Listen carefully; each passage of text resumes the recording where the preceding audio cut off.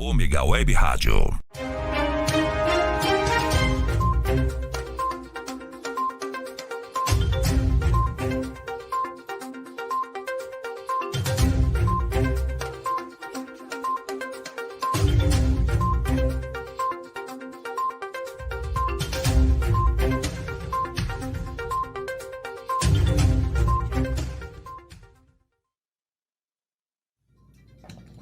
Boa noite, hoje com mais um programa Fatos em Destaque. Vamos falar um pouquinho hoje sobre a nossa política regional. Então a gente vai ter hoje uma bancada um pouquinho diferente dos dois últimos programas, tá? Porque o que acontece? A gente está fazendo uma modificação, então o programa a hora ele tem uma condição maior de uma conversa, não é realmente de um podcast. Hoje a gente vai falar um pouquinho mais de política, a gente tem uma convidada bastante conhecida da região, ok? A gente vai falar sobre todas as questões que envolvem aqui essas eleições que vão acontecer em 2022, né? Todas essas questões políticas que estão sendo muito comentadas aqui e que estão realmente surtindo bastante efeito na nossa região. Então, hoje a gente tem na bancada o Valentim Cardoso. Boa noite, Valentim. Boa noite, Raquel. Um prazer. Marcelo. Muito boa noite para você e para o Marcelo. É sempre um prazer, né? Mais uma vez aqui no Fatos em Destaque. E vamos debater a política regional com a nossa convidada, a qual estamos esperando tanto. Tá certo. Então, Marcelo, você põe, por favor, a Solange para a gente começar a conversar. Oi! Oi, Solange, tudo bom?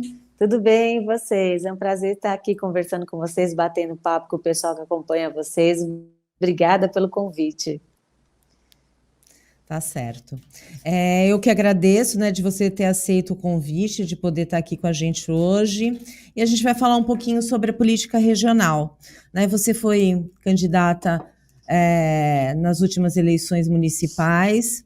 E, a partir daí, como é que você sente que a nossa região tem desenvolvido em questão de política pública?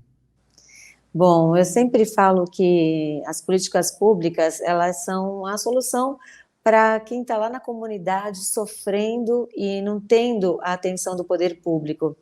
Nesse ano que passou, eu andei muito nas comunidades, conversei com muita gente que já desenvolve um trabalho social, as ONGs, as entidades. Por isso eu dou valor para o terceiro setor e eu acho que o poder público precisa colocar a mão no terceiro setor também, porque muitas vezes eles estão fazendo o papel que o poder público não faz. A gente anda nas comunidades e outro dia eu estava falando num programa de rádio sobre isso, quando disseram, não, a economia está indo muito bem, está muito bom, eu falei assim, não é possível que vocês estejam falando que a economia do país está uma maravilha se vocês andarem nas comunidades, ver a situação como estão vivendo as pessoas em palafitas, naquelas áreas mais carentes, muitas vezes não tem o que comer, tem gente pedindo comida mesmo, porque está passando fome e não tem emprego, e isso gera todo um problema social. Então, eu acho que as políticas públicas ainda deixam muito a desejar, ainda tem muitos interesses, só se fala muito em eleição, se discute muito eleição, mas não se discute o que a gente pode melhorar na política pública, na educação, na saúde, no social, e por aí vai. Essa é uma luta, é uma bandeira minha, valorizar o terceiro setor, para que a gente possa atingir o maior número possível de pessoas na comunidade que precisam agora de uma ajuda, não precisam não adianta você falar, não, a gente está fazendo um trabalho para melhorar daqui a 2, 3, 4, 5 anos, 10 anos, tem que fazer esse trabalho também, mas a gente tem que olhar agora essas pessoas que estão passando fome na comunidade. Bom, Solange, e com relação a sua, você tem alguma pretensão de candidatura? O que você pretende dentro do partido? O seu nome já foi mencionado. Quais são as suas pretensões para essa atual eleição de 2022? Bom, em 2020 foi a minha primeira eleição, né? Pela primeira vez eu entrei nesse mundo político, né? Saí do particular do jornalismo para a política. Participei de um processo eleitoral bastante conturbado, não venci aquela eleição, mas eu decidi continuar no meio político, fazendo políticas públicas, e estou seguindo esse caminho. Nesse ano, eu tenho pretensões, sim, de entrar nessa disputa eleitoral, pretendo lá na frente ser candidata a deputada estadual, e já tenho algumas bandeiras que eu vou querer atuar, caso eu dispute mesmo a eleição, que eu vença a eleição, e muito tem a ver com o terceiro setor, com a saúde da mulher, com a mulher de uma forma geral, e outras bandeiras aí de segmentos que estão me pedindo ajuda nesse momento. Então, assim, pediu ajuda, a gente vai atrás, corre atrás, e aí sempre podem contar comigo nessa luta, independentemente de cargo, de mandato, aonde a gente estiver. Bem, Solange, é um prazer falar com você mais uma vez, né? Discutir jornalismo, discutir a Baixada Santista. Solange, a Raquel foi muito feliz nas perguntas dela, quando ela acabou por colocar, ela falou da questão partidária, e você falou da sua atuação em políticas públicas, né? Sabemos que hoje você está, né, na Agência Metropolitana da Baixada Santista, na AGEM, e isso abre um foco de política pública muito grande, ainda mais em uma região que é tida como metropolitana no estado, como é a Baixada Santista. E mais a experiência que você teve como ser candidata na cidade de São Vicente, que é uma cidade como a maioria das cidades da Baixada Santista, tirando Santos e Praia Grande, que está em grande expansão. São Vicente, Cubatão, tem sempre problemas sociais, onde você colocou muito bem a necessidade das ONGs, a necessidade do terceiro setor em fazer essa política pública acontecer, e você já se autodeclara uma pré-candidata a deputada estadual, que, na minha opinião, hoje a candidatura a deputada estadual está mais aberta até do que a federal. Então, na minha opinião, você tem grandes chances de chegar realmente a ser uma representante da região na Assembleia Legislativa.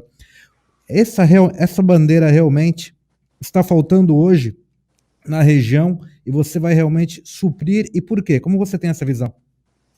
Olha, na minha função que hoje eu exerço na Subsecretaria de Assuntos Metropolitanos do Estado, que é dentro da Secretaria de Desenvolvimento Regional de São Paulo, e na AGEM, né, onde eu tenho atuado bastante, a Agência Metropolitana, que é um braço do CONDESB, o Conselho dos Prefeitos, a gente consegue perceber as demandas dos municípios e participar das discussões também. Porque na AGEM nós temos as câmaras temáticas, a Câmara Temática de Saúde, de Cultura, de Educação, de Mobilidade, de Transporte, e nessas discussões, nessas reuniões que são feitas, onde tem vários envolvidos naquele segmento, a gente consegue avançar muito no que precisa nesse momento, no que a gente precisa avançar, e isso acaba dando um norte para algumas políticas públicas. Hoje, na AGEM, o trabalho que eu super valorizo, e valorizo muito os técnicos da AGEM, eu sempre falo, olha, nós estamos de passagem, eu estou de passagem nessa função, na subsecretaria que comanda a AGEM, mas os técnicos, as pessoas que estão trabalhando lá já há muitos anos, eles têm que ser super valorizados, porque eles fazem um bom trabalho, mesmo tendo poucas pessoas para fazer um trabalho enorme. Eu falo poucas porque a Baixada Santista são 9 cidades, 9 municípios, tem muita demanda desses municípios, e a AGEM faz um trabalho de secretaria executiva do CONDESB.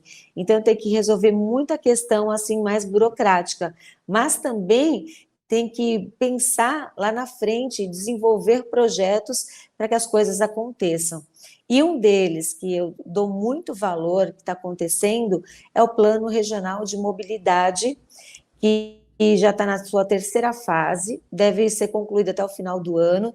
Nós realizamos há 2 semanas o primeiro Fórum Metropolitano, onde já foram apresentados alguns aspectos desse plano que já foi feito, onde a sociedade civil também pôde participar, dando sugestões, mas eu digo que esse plano, vai falar mais um plano, não é, porque pela primeira vez um plano está sendo discutido com quem sofre com o problema da mobilidade.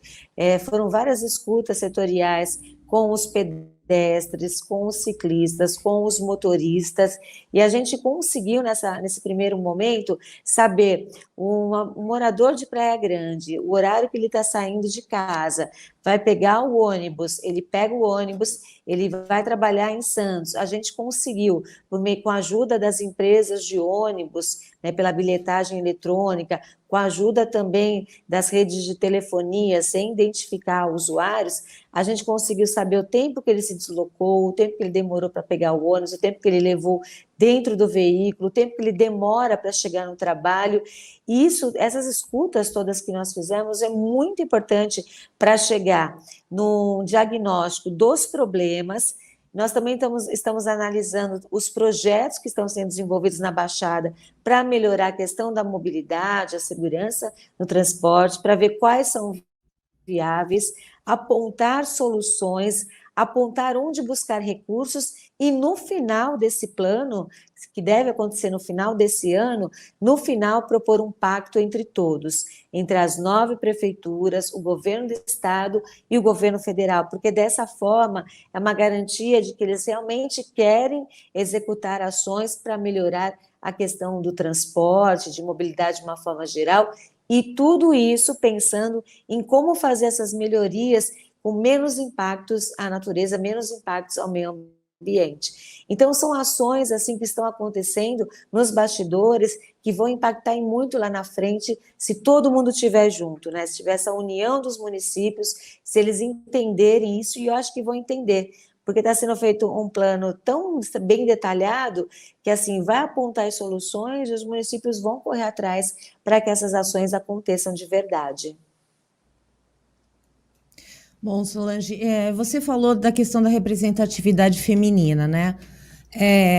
Isso é uma questão assim bastante importante, porque a gente sabe que a mulher ainda é muito pouco representada na política. Inclusive, há muito pouco tempo, virou um dos tipos de violência contra a mulher a sua impossibilidade de poder se expressar politicamente, de participar do processo político, inclusive. Essa diversidade da questão da mulher poder ter mais participação na política, como é que você vê isso, principalmente para a nossa região? Porque a gente tem algumas câmaras municipais aqui que não tem nenhuma mulher, né? E a gente tem apenas aqui na região da Baixada Santista e parte do Vale do Ribeira, a gente só tem uma mulher que é na Praia Grande. Então, como é que você vê essa questão dessa diversificação para a mulher poder ter mais voz dentro da política? Ainda é muito triste esse cenário, como você bem falou, né, Raquel? A representatividade nas câmaras também é muito pequena. Em São Vicente, há muitos anos, não temos uma mulher na Câmara, não temos uma vereadora. Santos tem apenas 3, deveria ter muito mais, e outras cidades também não têm. Prefeitas hoje na Baixada Santista, quantas nós temos? Como você bem lembrou, uma em Praia Grande. É muito triste esse cenário. E a mulher, e dá para entender isso, porque a mulher, quando vem para esse processo eleitoral, e eu posso dizer isso com todas as letras, porque eu passei por isso, passei por um processo eleitoral desgastante, fui mega atacada. Durante meus 30 anos de jornalismo, eu nunca tinha sofrido nenhum tipo de violência em relação à minha condição de mulher. Eu fui sofrer durante o processo eleitoral, e eram todos os dias ataques à minha condição de mulher. A política é muito machista. Assim, a gente fala que o país é machista, mas na política é muito pior. E eles usam de artimanhas muito baixas para tentar te tirar do cenário. Eu fui mega atacada todos os dias. No segundo turno, eu estou entre as 10 candidatas a prefeita do Brasil mais atacadas nas redes sociais. Tudo isso para garantir o poder. Eles fazem isso para garantir o poder. Sofri violência física, que foi o atentado que eu sofri há poucos dias do primeiro turno. Sofri uma violência ainda maior quando tentaram sujar meu nome e me incriminar do meu próprio atentado. Então, jogam muito baixo com a mulher. A mulher é sexo frágil? Não, não é mais o sexo frágil. Só que eles querem fazer com que a gente seja. Então, por isso que a gente vê poucas mulheres nesse cenário. Se eu não fosse corajosa e não fosse forte o suficiente, no meio da campanha, antes mesmo do atentado, eu já teria desistido, porque é muita coisa ruim que eles fazem contra a gente. Hoje eu digo assim, olha, eu só vou estimular as mulheres a entrarem no processo eleitoral, na disputa eleitoral, daquelas que sejam fortes, ou então eu ajudo elas a se preparar para isso. Se não, eu acho que a gente tem que ter mais mulheres nesse cenário, mas que elas venham junto com a gente, num grupo, sabe, numa proposta de políticas para as mulheres, mesmo que não disputem a eleição, porque a disputa eleitoral é muito mais difícil, mas que elas venham com a gente, lutem por políticas públicas, né, independentemente de partidos, da onde a gente estiver. A gente precisa de mulheres, mais mulheres envolvidas. É difícil? É muito difícil, mas eu acredito que a gente consegue melhorar. Não vamos resolver os problemas do Brasil, não vamos resolver o problema de todo mundo, mas o pouquinho que a gente faz já vai ter valido muito a pena, porque se a gente conseguir ajudar as comunidades, ajudar pelo menos uma comunidade, vai ter valido muito a pena. Bem, Solange, você sempre foi vista na imprensa regional como aquela jornalista que coloca a bota, que vai com o microfone, que vai na periferia, que escuta o cidadão que teve a sua casa derrubada, né, pelo deslizamento, que teve a sua casa invadida pela água, enfim. A gente sabe que a notoriedade que os jornalistas têm tendo, não só na nossa região, como em todo o Brasil, a cargos públicos eletivos, isso vem se gerando de uma forma bem constante, né, Raquel? Eu gostaria de saber se isso também foi um certo preconceito. Ah, Solange Freitas é aquela moça bonita que aparece no Jornal do Meio-Dia, não tem nada a ver com política. Muito pelo contrário, somos nós jornalistas que estamos aqui dando a cara, né, fazendo a comunicação acontecer, que devemos escutar os problemas da sociedade. Você acha que teve esse tipo de preconceito, que tentaram jogar uma imagem que a Solange Freitas não era para isso, não era para exercer um cargo público, porque uma coisa é estar à frente das câmeras, outra coisa é ir lá na comunidade? Olha, sempre vai ter o pessoal que vai jogar contra, que vai falar isso, mas o que a gente vê é que o jornalista, principalmente a gente que vem de televisão, a gente tem mais notoriedade, por isso que fala assim, olha, tem vários jornalistas indo para a política, mas tem também vários dentistas, vários médicos, vários profissionais, varredores de rua, tem vários profissionais que também estão entrando na política, né? Todo mundo que disputa um cargo público, que disputa a prefeitura, a Câmara, deputado, ela vem de alguma área, né? Então, várias áreas, nós temos profissionais de várias áreas no poder público. É que a gente acaba chamando mais atenção pela popularidade que a gente conquista ao longo desses anos. Mas, assim, o que a gente não pode pensar dessa maneira, tem gente que joga dessa maneira suja, falando essas besteiras, a gente não pode pensar dessa maneira, porque, assim, vem com tudo. Nos 30 anos de jornalismo que eu tive, a minha experiência não foi só dando notícia, foi cobrando as autoridades, foi buscando informações, foi me aprimorando nas reportagens, estudando aquelas reportagens, aquelas denúncias, ia lá, cavucava as denúncias, eu lia processos, então a gente se inteirava do assunto para poder dar notícia e cobrar as autoridades. Por isso até que eu fiz a faculdade de Direito, terminei em 2020, nesse sábado agora foi até a festa de formatura, porque ainda não tinha acontecido por causa da pandemia, porque eu me aprimorei nisso.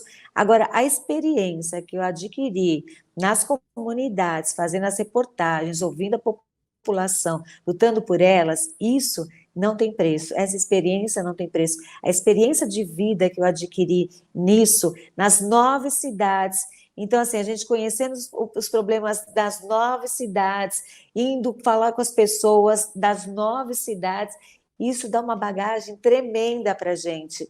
Isso é o que importa, você ter aquele olhar voltado realmente para a comunidade, você ser uma pessoa honesta.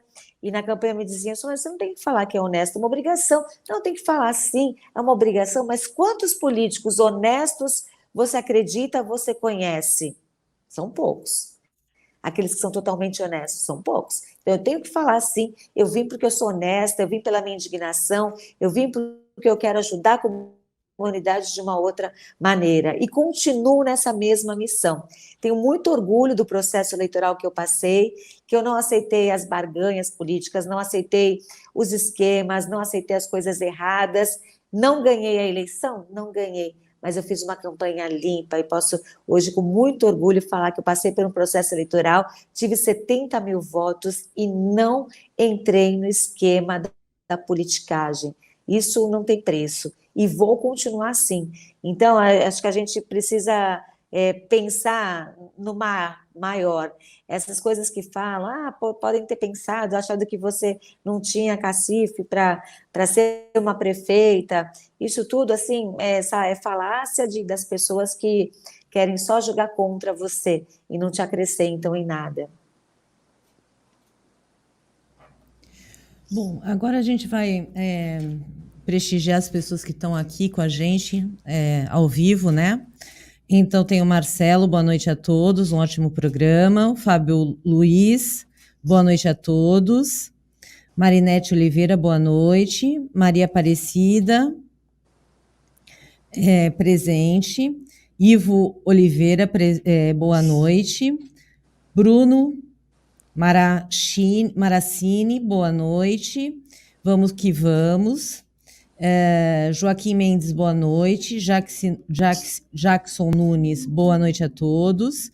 Cláudio Renato Freitas, vamos que vamos. E aí o Ivo faz uma pergunta. A defesa dos mais pobres é a pauta correta de qualquer postulante a cargo eletivo, principalmente num país de profundas desigualdades sociais. Os pobres precisam de políticas sociais que deem acesso ao emprego, renda e consumo de bens que produzem. As riquezas produzidas pelo conjunto da sociedade precisam ser melhor dividida com todos. Os trabalhadores precisam ser objeto direto das políticas públicas. O que você tem a falar sobre isso, Solange? Só antes, Raquel, lembrar aqui que o Ivo é nosso colega lá do jornal Folha de Cubatão e também do Embaixada Brasil. Uma honra, Ivo, ter você participando aqui do Fatos em Destaque.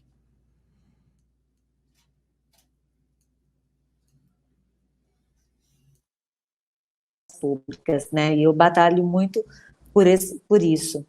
Agora, em relação à questão que ele fala, lutar pelos mais pobres, não é só a questão disso. O que a gente vê algum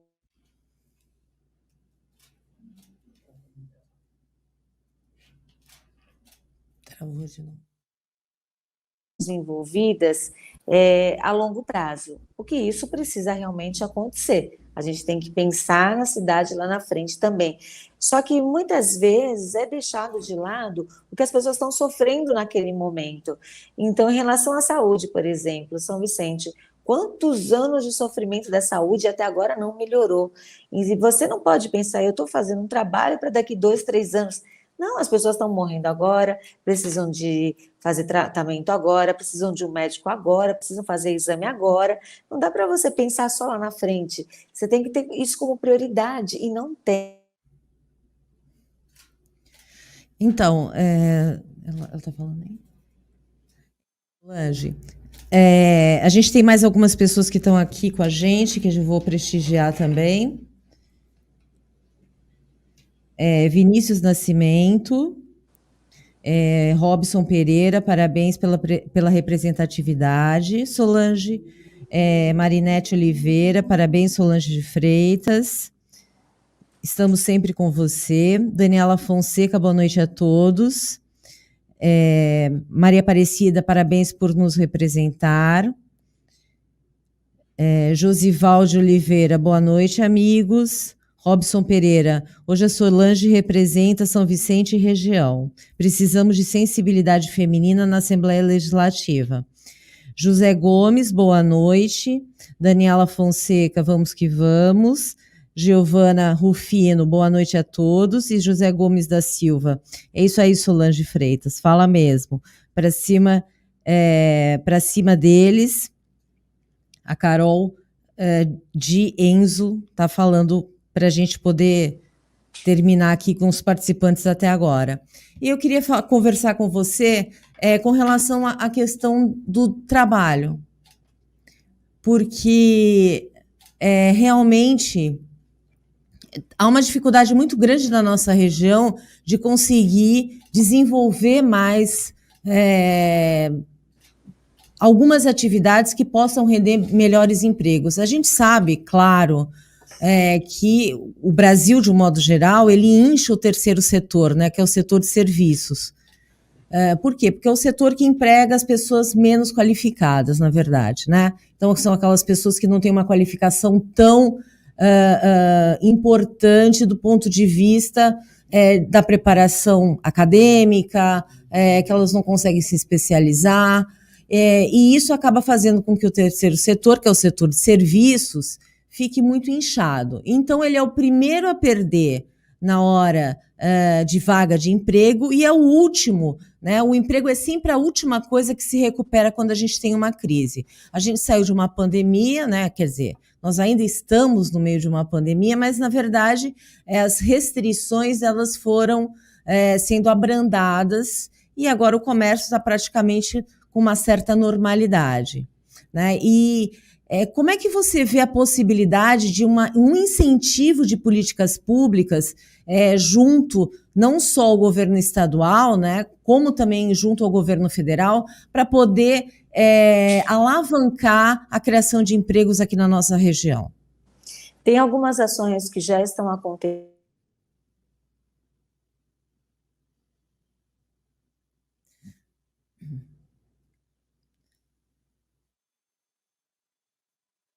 Problema na conexão? Coisas da modernidade. Voltou. Voltou, viu o áudio da Solange agora, voltou. Eu não sei até onde foi, mas então... Você conseguiu pegar minha pergunta? Peguei sim. Já estava até respondendo. A gente não ouviu sua resposta.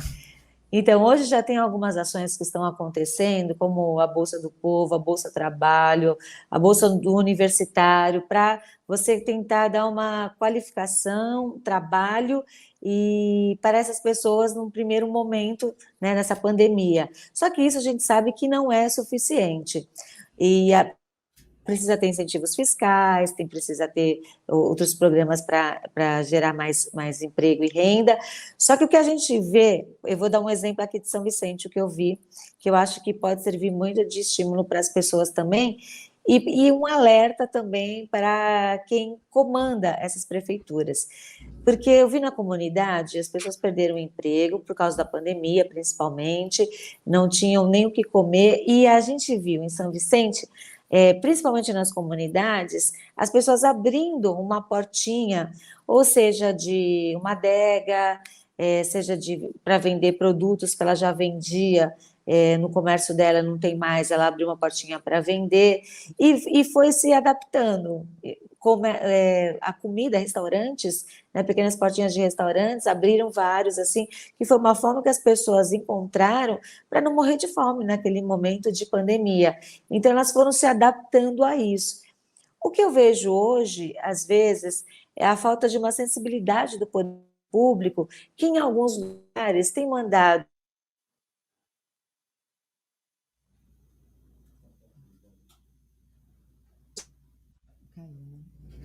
Então, pessoal, mais uma vez a gente está com um probleminha aqui. Vamos ver se a Solange volta. Que ela estava respondendo aqui a nossa questão. Vamos ver. Eu acho até muito interessante isso que ela começou a falar. Lógico, daqui a pouco a Solange retorna, que a gente tem a conclusão dela. Que a cidade de São Vicente, Raquel, se você for avaliar junto comigo, ela tem um histórico um pouco diferente de Santos, que sempre viveu do porto, de Cubatão, que sempre acabou vivendo do polo industrial. Sim, e São Vicente tinha tido um boom na questão do comércio, principalmente na região central. Foi uma reinvenção do próprio vicentino ter o seu ganho, o seu aparato, ter a sua arrecadação para a cidade. O município conseguiu fazer isso. E a gente consegue avaliar a partir de agora como enfrentar isso, uma pandemia, uma cidade que estava se recuperando financeiramente, vigentemente do comércio. É muito interessante ver esse tipo de colocação. O problema, né, é que o que acontece? A Solange já voltou, então ela pode completar aqui o seu raciocínio. Você estava falando aí da questão dos pequenos comerciantes, né, os autônomos que tentam sobreviver aí durante a pandemia. Então, e assim, e aí eu vejo quando a prefeitura acaba entrando com uma fiscalização no momento em que as pessoas mais precisam de ajuda para poder sobreviver no meio dessa pandemia, porque nós estamos ainda na pandemia. Quando manda uma carta para o pessoal dos quiosques dizendo você tem 5 dias para sair, porque você deixou de ter um documento, você deixou de fazer o seu cadastro, coisas simples, básicas. E assim, como é que você pode pensar dessa maneira no momento que as pessoas realmente estão tentando sobreviver no meio dessa loucura que é a pandemia? Então, assim, acho que falta um olhar diferenciado de alguns governantes para a população que mais está sofrendo nesse momento. Lógico, a gente tem que governar para uma cidade inteira, a gente tem que fazer as coisas acontecerem, só que assim, quando muda prefeito, a máquina pública continua funcionando. Você tem que agora só trazer o seu jeito, a sua forma de lidar com isso, né? Pensar lá na frente, avançar, mas cuidar da sua população. Então, quando você executa o seu mandato de uma forma assim arbitrária, eu acho que você não está pensando na população, não está pensando no morador da sua cidade, não é fechar os olhos para as coisas erradas de jeito nenhum, mas é você enxergar de uma outra maneira e ajudar de uma outra maneira, e não tirar o ganha-pão dessas pessoas. Isso tem acontecido e eu acho assim uma forma muito ruim de você cuidar das pessoas da sua cidade. Eu tenho mais uma questão, Solange, que eu acho assim muito importante a gente destacar na nossa região, tanto em São Vicente como em Santos, mesmo em Cubatão, na Praia Grande, que é a questão do turismo, né? A gente tem um turismo, mas a gente não tem um turismo que ele é direcionado. Então a gente tem Santos, por exemplo, tem uma série de edifícios históricos, tem uma série de locais que são belíssimos, que podem ser muito bem explorados, que estão o tempo inteiro em filmes, em comerciais. A gente tem a nossa Bolsa do Café, que é um lugar espetacular, né? E não existe uma exploração de um turismo mais direcionado nesse sentido histórico, que eu quero dizer. São Vicente, então, eu não vou nem falar, né? Porque São Vicente é a primeira cidade, né? A primeira vila que a gente tem no Brasil. O local não tem esse tipo de exploração, esse tipo de turismo ele não é explorado aqui, não existe esse nicho bem explorado, e eu acho que isso poderia trazer uma quantidade muito grande de empregos para essa região. O que você acha sobre isso?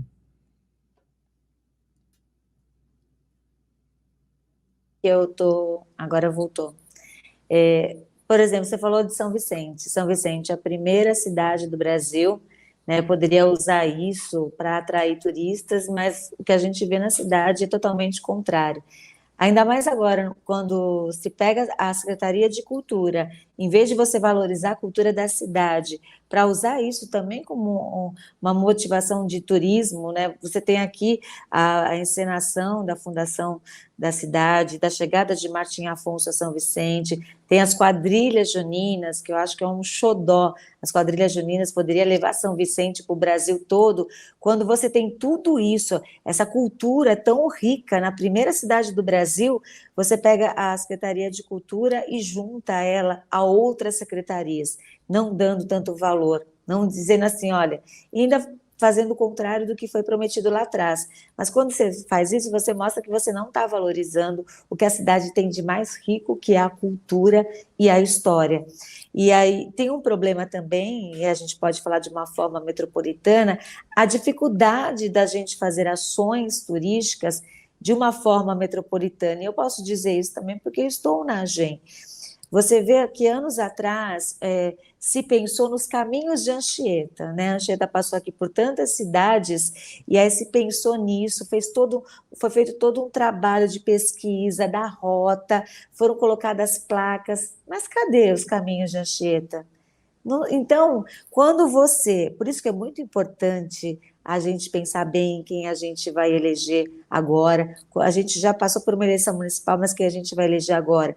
Porque são eles que vão fazer os caminhos para o nosso futuro. Quando se pensou nos caminhos de Anchieta, era uma coisa muito boa para você integrar o turismo à região, só que deixou para lá. Sei lá, era eleitoreiro, então, aquela ação que foi pensada naquela época era eleitoreiro, por que isso não foi para frente? Isso era uma coisa tão boa, envolvia todas as cidades e atraía turistas. Então, são ações que você faz, dá aquele rebu e depois você abandona. Isso que não pode acontecer. E o incentivo ao turismo é a saída aqui para a Baixada Santista, para São Vicente, por exemplo, né, que não tem indústrias, né, aqui não tem porto, vive do comércio, vive da arrecadação de recursos estaduais e federais, precisa desses incentivos. E nós poderíamos estar muito além, muito na frente, por toda a história que nós temos aqui na cidade. Solange, aproveitando esse gancho que você falou da questão que você debateu aqui com a Raquel, a questão do comércio, a questão do turismo, e você até citou essa questão dos caminhos de Anchieta. Quando a gente lembra de tudo isso, a gente lembra do Pé da Serra. Quando você lembra do Pé da Serra, você lembra da área continental, tanto de Santos quanto de São Vicente, como também Cubatão. Você fala de turismo, a Baixada não é só praia, a Baixada tem manga, a Baixada tem cachoeira, a Baixada tem um enorme atrativos de questões ecoturísticas até. Ok.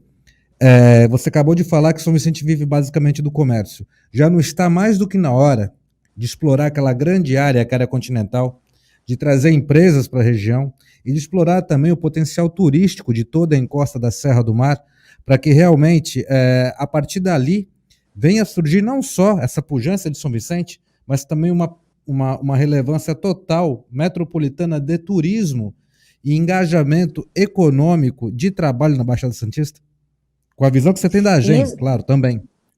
Sim, e isso depende muito das prefeituras. A prefeitura de São Vicente depende muito da prefeitura do que ela quer para a sua cidade, de que forma ela vai incentivar que as empresas se instalem, por exemplo, na área continental, que é uma área enorme, e a gente já devia estar pensando isso muito além, porque a gente sabe que vai ter o aeroporto em Praia Grande, que é coladinho na área continental, e muitas empresas vão acabar vindo para a Baixada Santista.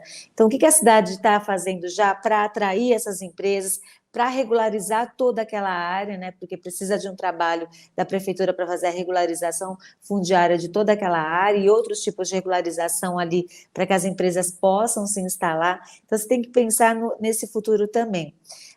O turismo, o ecoturismo na área continental, ele é maravilhoso. Eu já fiz várias reportagens, tem as cachoeiras, mas quem é que teve peito e interesse em fazer com que esse turismo fosse alavancado? Você não acha que empresários têm todo o interesse de fazer movimentar essa área de turismo? Você fazer roteiros turísticos para trazer as pessoas de fora e ver, olha, nós temos natureza, a gente tem ecoturismo, a gente se preocupa com isso. Então, assim, tudo depende da política pública que cada prefeito faz para a sua cidade. Mas, como você falou, já passou da hora da gente trazer mais empresas, trazer indústrias para a área continental e desenvolver essa parte rica do turismo que a área continental tem e que muitos moradores nem sabem, nem conhecem. Eu comecei a conhecer como repórter, porque fiz várias reportagens, e na época eu dizia, poxa, por que isso não está sendo incentivado? E aí havia muita desculpa, por causa da questão da segurança, não tem segurança. Mas quando você pensa num projeto turístico para aquela área, você pensa também na questão da segurança. Tudo isso está englobado, então falta vontade política nesse momento.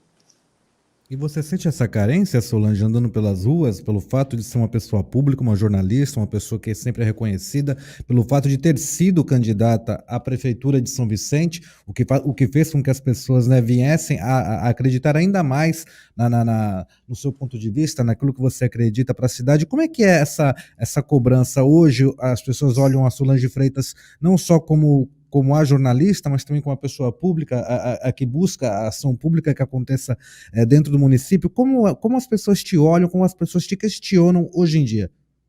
Olha, o carinho dessas pessoas que me fez continuar na política depois das eleições, porque eu passei por um processo eleitoral conturbado, absurdo, sem poder andar nas comunidades por causa do salve que teve, sofri um atentado, uma tentativa de me incriminar, o gabinete do ódio agindo assim todos os dias nas redes sociais e também agindo por toda a cidade.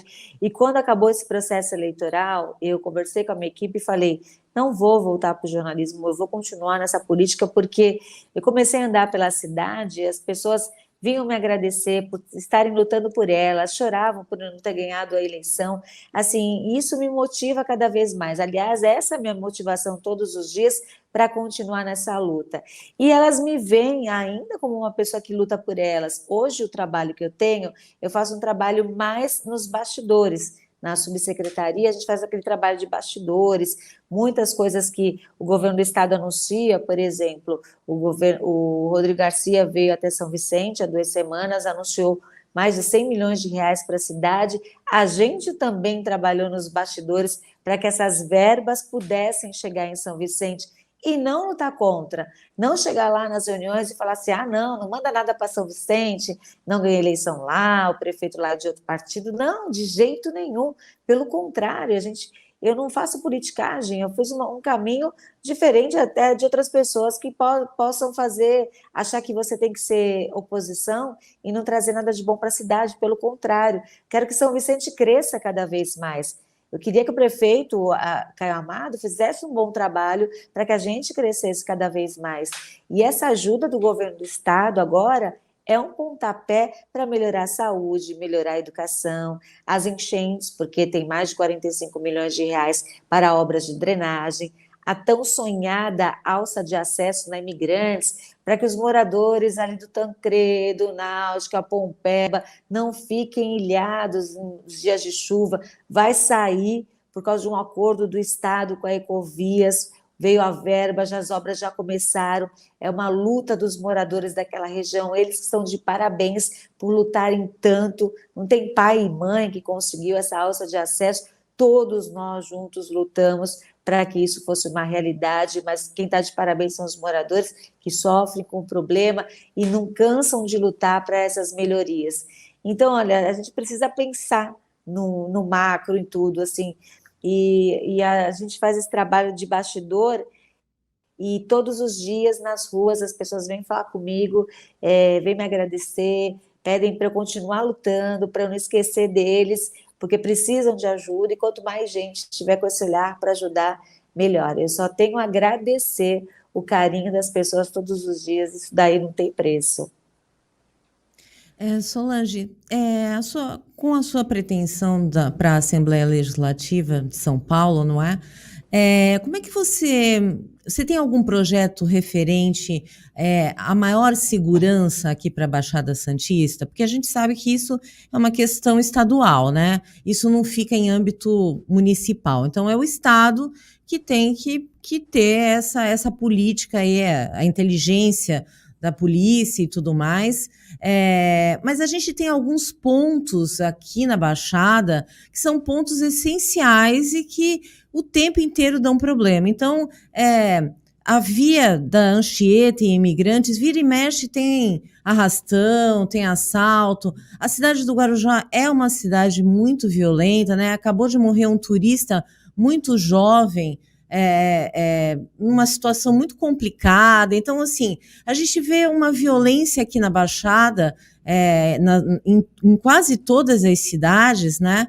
Bastante grande, até para a quantidade de pessoas que a gente tem aqui. É claro que a gente tem uma comunidade, né, várias comunidades aqui, e a gente entende que a questão da violência é uma questão que acompanha, né, a falta de recursos, essa captação dos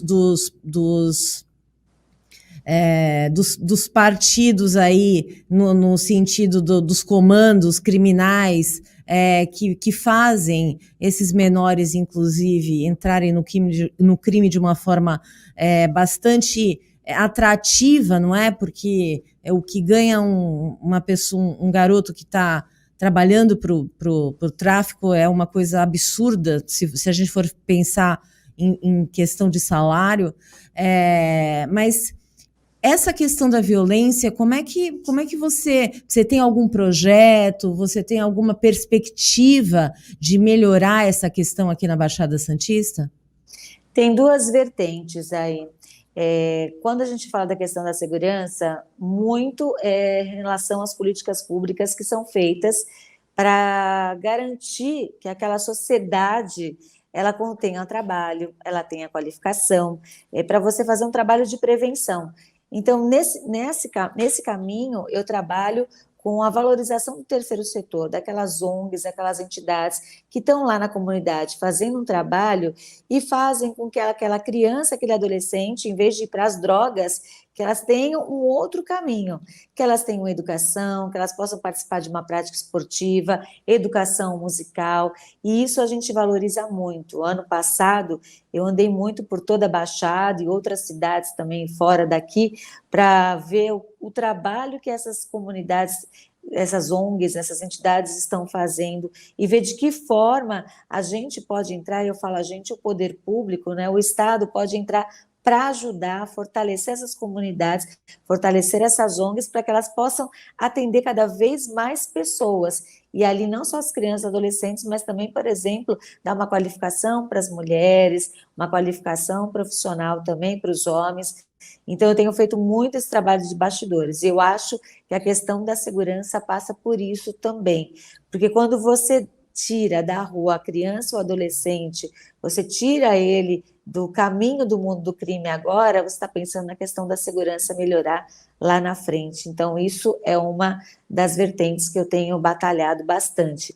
A outra, por exemplo, vou te dar um exemplo, é trabalhar nos projetos que melhorem, vão melhorando aqui e ali a questão da segurança. Uma delas é essa da alça da imigrantes ali no Tancredo, ali para melhorar o acesso dos moradores ali quando chove, quando alagam as ruas.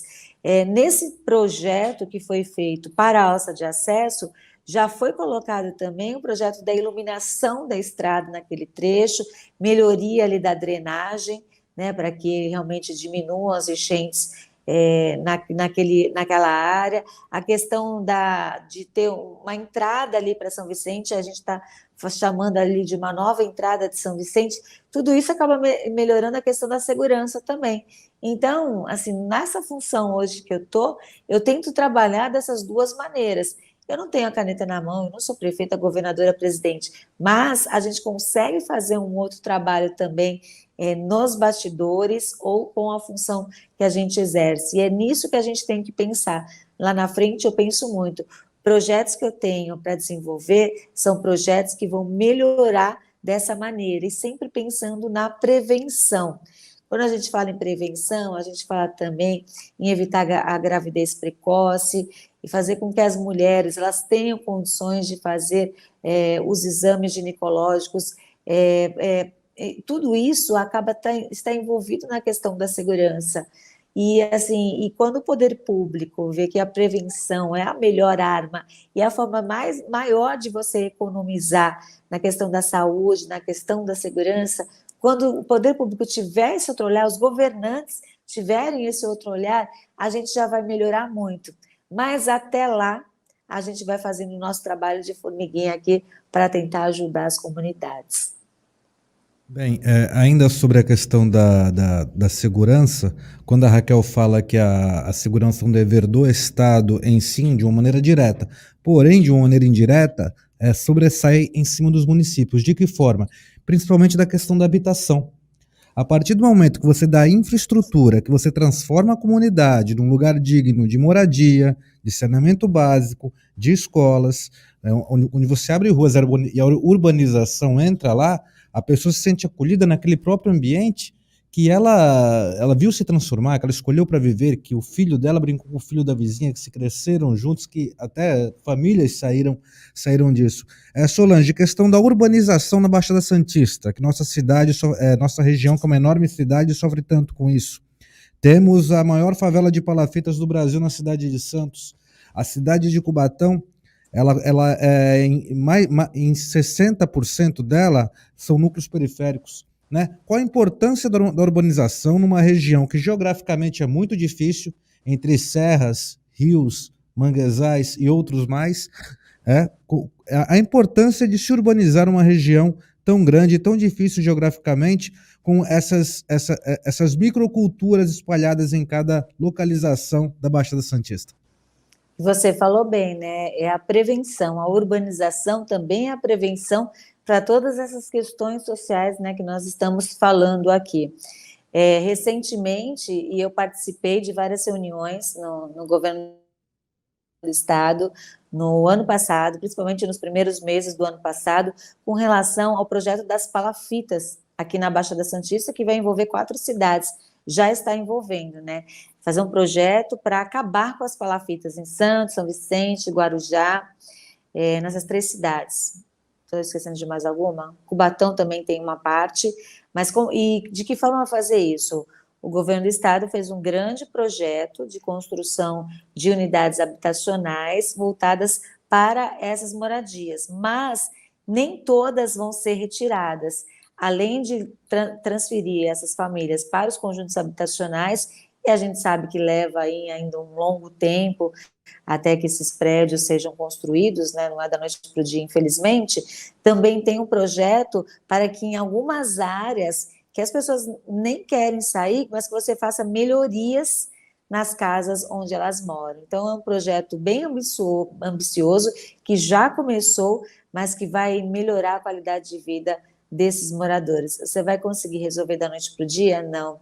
Durante a pré-campanha, eu fui em todas as áreas invadidas de São Vicente, todas, visitei todas, conversei com os moradores, fui ver de que forma aquela invasão estava acontecendo. Muitas áreas ainda estão sendo invadidas. Eu voltei agora, recentemente, algumas dessas áreas, e está aumentando ainda a área da invasão, não parou. E quando eu conversei com os moradores nessa época, eu falei assim, eu preciso da ajuda de vocês. Se eu ganhar a eleição, eu vou trazer melhorias para cá.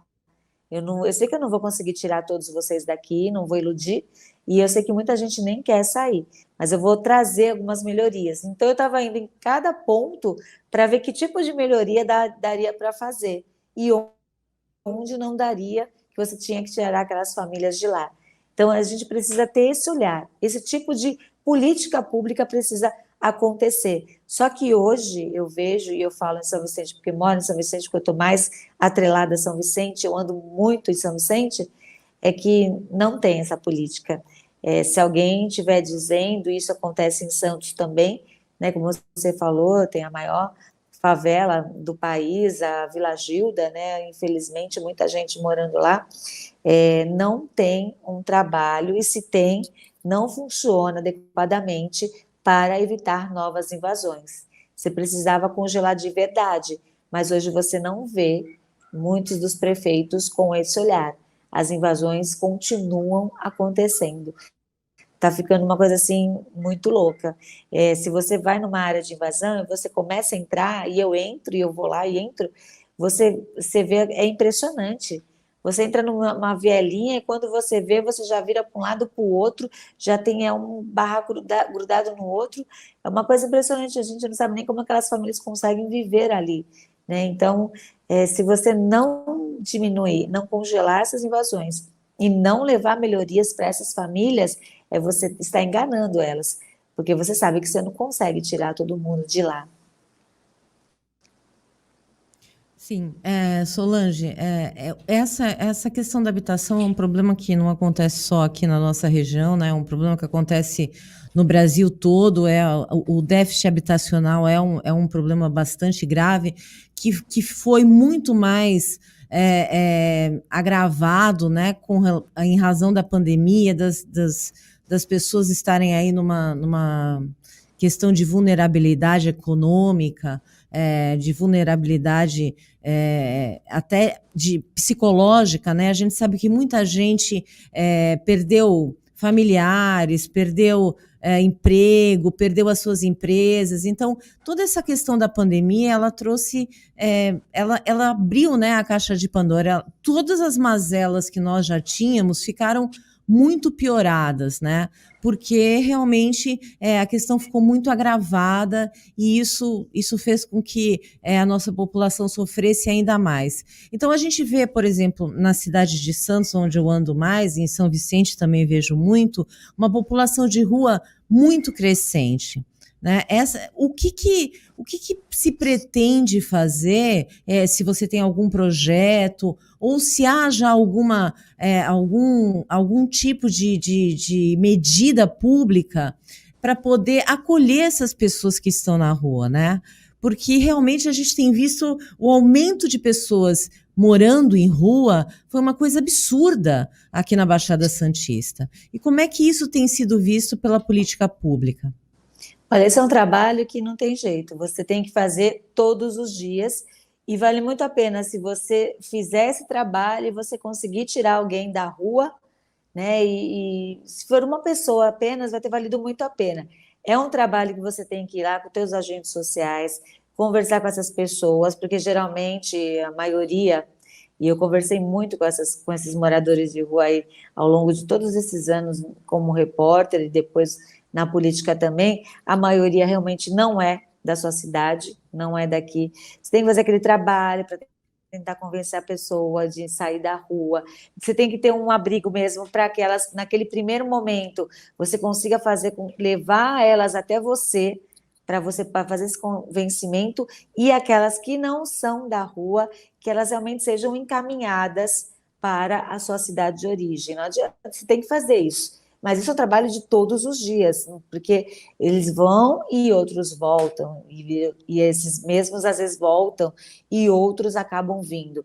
Mas se você tem uma cidade que você já tem a fama, e isso acaba entre eles também, a fama, olha, não adianta a gente ir para aquela cidade, vamos pensar, não adianta ir para São Vicente, porque lá a gente não fica, porque lá tem o pessoal que vai lá todo dia, vai lá, tenta convencer, tirar da rua, porque muitos, infelizmente, estão ali por causa das drogas também. Você tem que você não adianta você ir para lá, porque todo dia alguém vai lá, vai tirar a gente, vai levar a gente de volta, e isso acaba fomentando. Então, é um trabalho assim, é o olhar do prefeito para esse tipo de problema que a cidade tem. Você tem que ter um albergue, você tem que ter um abrigo, e você tem que ter uma estrutura também para tirar essas pessoas e levar de volta para a casa delas. Mas, infelizmente, a gente vê que ainda as cidades têm esse tipo de serviço, mas ele é muito pequeno, muito complexo, com poucas pessoas trabalhando, aí não adianta. Aí é aquele serviço para inglês ver, né? Você tem uma pessoa, você não tem um abrigo decente, você não tem um albergue, isso eu vejo em muitas cidades que acontece isso. Ah, não, a gente tem esse serviço, mas às vezes é um serviço meio fake, porque se você tem uma estrutura muito pequena para uma cidade que tem muita gente nessas condições, acaba não funcionando. Solange, ainda a respeito desse problema, que é um problema regional da nossa região, e sabemos que a AGEM é um órgão público que juntamente com o DESB, que administra as 9 cidades da região metropolitana. O estado de São Paulo ele é dividido em regiões administrativas, e a Baixada ela tem uma fama de ser mais ou menos onde as prefeituras de outros municípios, de outras regiões, principalmente da região do ABC, e acabam por desembocar essas pessoas aqui. Quantas e quantas vezes eu não escutei falar de combis vindo de regiões do ABC e da Grande São Paulo jogar, simplesmente largar os seus moradores de ruas aqui na Baixada Santista. A AGEM, como um órgão regional e submetido ao governo do estado, não tem como agir com uma política pública junto ao Palácio dos Bandeirantes para que cada região administrativa cuidasse dos seus problemas, principalmente neste fato, na questão dos moradores de rua? Você, como uma possível deputada estadual eleita, dá para brigar por essa bandeira? Dá para brigar sim. E na AGEM, a gente discute esse assunto também nas câmaras temáticas, para desenvolver quais seriam as melhores soluções, o que cada cidade está enfrentando. Mas quando você fala assim nas questões das outras regiões administrativas, né, como você bem falou, o estado de São Paulo é dividido em regiões metropolitanas, em regiões administrativas. O problema é que algumas cidades, infelizmente, elas mesmas, as próprias prefeituras, trazem os moradores para cá. Isso é uma luta, uma bandeira, que é um trabalho assim, que é de formiguinha, porque outro dia, não, já faz um tempinho que foi durante uma reportagem, a gente fez um trabalho que tinha desembocado aqui em Santos uma perua de uma cidade do ABC. E aí a prefeitura daqui foi tentar entrar em contato com a prefeitura de lá, e aí foi uma briga louca. Eu lembro que eu fiz essa matéria, foi uma briga louca, porque ninguém quer assumir a responsabilidade por isso, né? Porque não tinha nada a ver. Assim, então a irresponsabilidade de alguns governantes acabam gerando isso. Eles tiram os moradores de rua da sua cidade e trazem para a Baixada Santista. E por que eles permanecem? Eu conversei com muitos em Santos e eles diziam assim, pô, aqui a gente tem toda a estrutura, tem chuveirinho, tem banheiro, tem os turistas que chegam aqui, eles podem pedir dinheiro, podem pedir comida. Eu nunca me esqueço, faz uns 3 anos eu fiz uma reportagem lá que tinha morador de rua ao longo de toda a orla da praia, e eles lavavam as roupas nos chuveirinhos e estendiam nas árvores, nos arbustos, na grama. É uma coisa impressionante. Aqui eles têm tudo para eles. Eu entrevistei um também que estava em Praia Grande, e ele estava com um carrinho de supermercado, e ele falou que ele desceu a serra pela estrada empurrando um carrinho de supermercado. E ele falou que estava até feliz, porque dessa última vez ele não desceu toda a serra sozinho, porque passou um carro da Ecovias, viu ele, colocou ele dentro do carro e desceu ele, porque por segurança não pode, né, andar na estrada. E ainda desceu ele com um carrinho. Então, as condições são viáveis para essas pessoas aqui, por isso que elas vêm para cá. Tem um que falava assim, eu venho toda a temporada para cá, quando não é temporada, eu fico em São Paulo, eu moro na rua em São Paulo. Então, assim, não é fácil lidar, cada cidade tem que fazer esse trabalho, tem que ter esse trabalho para você, e é constante, não acaba, mas você tem que ter. Quando você não tem, aí a cidade enche de moradores de rua, infelizmente. O Condesb já não consegue cobrar isso de maneira imediata do governo do estado, Solange? Mas tem cobrado nessas ações. Quando aconteceu até esse caso dos turistas, dos moradores de rua que vieram de uma cidade grande ABC, foi discutido sobre isso.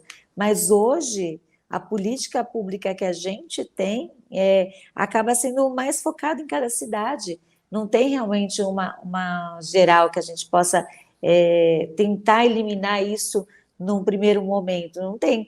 Então, só tem em cada cidade tem que fazer o seu papel. Nesse momento, hoje, não existe uma política de uma forma geral. Até porque eu sou prefeito de uma cidade lá do interior. Se eu não fizer o meu papel, eu também vou estar prejudicando o outro que está sofrendo com as minhas consequências. Se eu, como prefeito, pego um carro e levo os moradores para outra cidade, no meu papel, estou prejudicando os outros. Então, vai muito também da consciência das pessoas que estão lá governando. Por isso que eu sempre bato na tecla, a gente tem que ter muita responsabilidade na hora de votar, para pessoas realmente compromissadas com as políticas públicas. Muita gente, infelizmente, não é. Bom, Solange, a gente está chegando no final do programa. Eu gostaria que você deixasse um recado, né, para as pessoas aqui que estão nos ouvindo, que participaram aqui, teve muita participação hoje. quais são as suas pretensões, como é que as pessoas devem votar, como é que é importante, né, a importância do poder legislativo, de se votar no legislativo, de um modo geral, porque, na verdade, todos os projetos de lei caminham pelo poder legislativo. Isso é uma coisa que eu falo sempre, né? As pessoas precisam entender a importância do que faz um deputado estadual, porque é por ele que passa, é a Assembleia Legislativa que dá o voto final, se essa lei vai entrar em vigor ou não. Então, eu queria que você falasse um pouquinho aí dessa importância e da responsabilidade do voto. Como você falou, né, Raquel, às vezes as pessoas estão tão preocupadas em quem elas vão votar quando é eleição municipal para prefeito, e não se preocupam tanto para vereador. No caso da eleição desse ano, às vezes se preocupam tanto com quem vai votar para presidente, para governador, né, essa polarização que hoje nós estamos, que é muito ruim para o país, mas acaba causando um cenário onde as pessoas só falam disso. E às vezes não se preocupam tanto em quem elas vão votar para senador, para deputado estadual, para deputado federal, e a importância disso é gigante, porque como você falou, as pessoas são os deputados que vão elaborar as leis, que vão aprovar as leis, que fiscalizam o poder executivo, que dão voz também para as comunidades, e como que o poder público dá essa voz? Lutando pelas causas que as pessoas procuram, quem está no legislativo, para ajudar naquelas causas.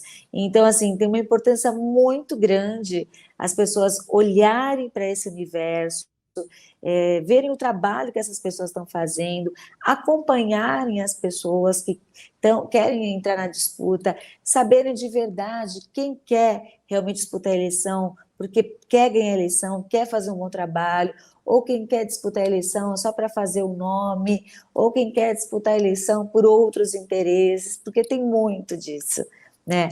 Às vezes tem candidatos que eles aparecem, né, aí só para minar a candidatura do outro, do adversário, e aí você tem menos chance de ter mais representantes da Baixada Santista lutando, eleitos. Então a gente tem que pensar muito, olhar bem esse cenário, pensar muito, não pensar só no presidente, no governador, mas pensar no todo, né? Quem eu quero me representando na Assembleia, na Câmara dos Deputados e no Senado. Então, é muito importante que as pessoas tenham esse olhar, que olhem com carinho, que acompanhem as pessoas, quem elas gostam, quem elas acham que pode ser o melhor para a sua cidade, para a sua região, para o seu estado. Eu acho que esse é o recado que eu tenho para dar hoje, assim, as pessoas pensarem muito nisso, não chegarem na hora e vai qualquer um mesmo, todo mundo não presta, todo mundo rouba, não pensa dessa maneira. Eu era um pouco preconceituosa em relação à política, né, aos políticos, na verdade, né, eu falo assim, todo mundo faz esquema, todo mundo rouba, todo mundo é desse jeito, e eu falei assim, até que chegou uma hora, veio a minha indignação, eu falei assim, não, eu vou entrar nesse mundo, eu quero lutar, eu quero realmente fazer a coisa diferente, e estou lutando, né? Eu lutei muito em 2020, continuo nessa luta. Tá bom, Solange. Agradeço muito a sua participação. Realmente foi bastante explicativa, né? Elucidou bastante coisa aqui da nossa região. As suas pretensões que são bastante válidas aqui para a representatividade da nossa Baixada Santista na Assembleia Legislativa. E aí eu queria que o Valentim fizesse só a sua consideração final, que a gente vai fazer um sorteio aqui no final ainda. Bom, para mim é sempre bom conversar com a Solange, já tive a oportunidade de entrevistá-la algumas vezes, espero que em breve ela vá lá em Cubatão, nos estúdios da TV Pop, da entrevista lá para a Embaixada Brasil, onde eu e a Raquel teremos a honra também, se Deus quiser, de entrevistar e levar essas suas ponderâncias aí para a população de Cubatão. Solange, eu desejo sucesso em tudo aquilo que você adotar para sua vida daqui para frente, tá? Que você continue sendo esta grande jornalista e grande conhecedora da região da Baixada Santista. Um abraço. Eu que agradeço, viu? Muito obrigada pelo espaço. Eu agradeço novamente.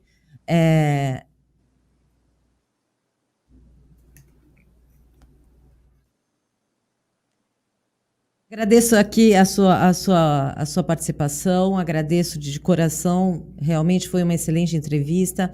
Agora eu vou me despedir de você para a gente poder fazer o nosso sorteio. Até uma próxima oportunidade. Obrigada, muito obrigada. Beijo. Tchau. Tchau. Vamos lá, fazer um sorteio agora para o pessoal que participou. Valentim. Quem vai ser o sortudo da noite? Qual o prêmio, Raquel? Deixa eu mostrar aqui. É aqui da nossa parceira Raquel Biju, tá? Lá no Shopping Praia Mar. Ela tá no 2º piso, pertinho ali de quem sai do elevador de serviço. Então tá ali no 2º piso a Raquel Semijoias, para quem gosta de presentear bem e quem gosta de se vestir bem também, no sentido dos adornos, é uma excelente opção. O nome da felizarda, da ganhadora, é a Nath Gomes. Pois é, Nath. Então, eu vou pedir para você entrar em contato pelo meu Instagram, Raquel Balseiro, tá bom? Para a gente poder combinar de entregar essa belezura aqui para você, ok?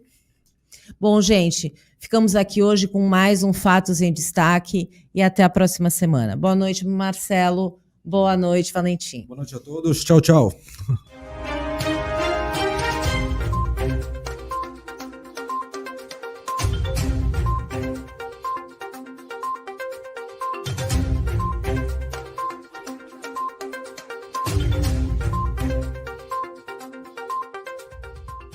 Compartilhe esse link.